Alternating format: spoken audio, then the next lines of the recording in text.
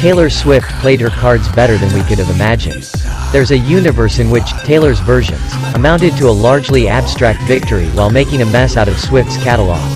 Instead, they put her on track to become the most popular artist in the history of streaming music. This week, Taylor Swift's 1989 debuted at #1 on the Billboard 200, and it didn't just top the chart.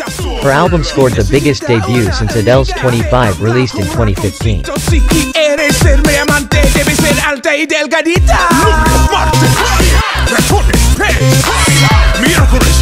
This is an odd milestone considering that Swift released 1989 in October 2014.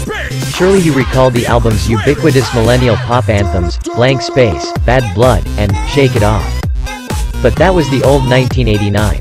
The new 1989, the album that last week outperformed the streaming figures of the original release in the same period by more than 1,300%, is 1989, Taylor's version. This is the latest of several such re-recordings, each debuting at No.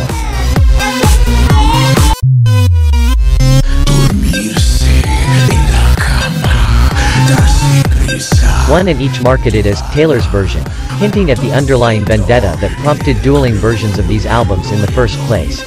Scooter Braun's purchase of Big Machine for over $300 million in a secretive deal with the record label's founder, Scott Borchetta, that incurred the wildly productive wrath of Swift.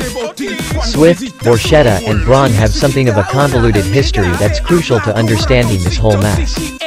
Swift previously tried, and failed, to buy her master recordings, as Borchetta preferred to price her masters into the terms of a new recording contract with Big Machine.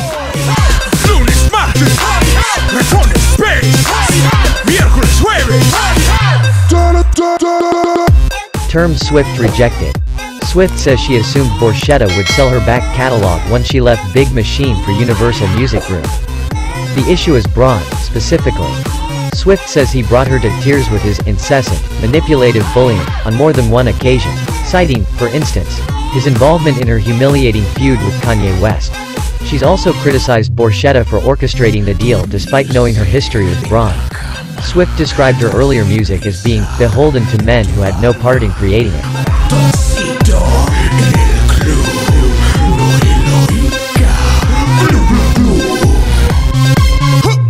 Over a year after the acquisition, Braun sold the master rights of Swift's first 6 albums to the investment firm Shamrock Capital, but, according to Swift, Braun still continues to profit from the recordings per the terms of the sale.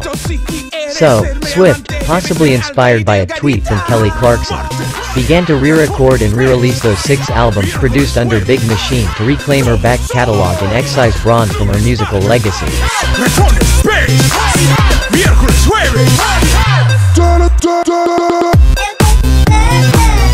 This was at once a deeply personal feud and a broader crusade for musicians' rights. Taylor's versions were a peculiar gambit, the realization of a strategy devised a couple of decades earlier by Prince in his notorious campaign against Warner Brothers in the 1990s. Thus, we present this content. Don't forget to like, comment, share and subscribe, if this video is interesting for viewers. We thank you for your support.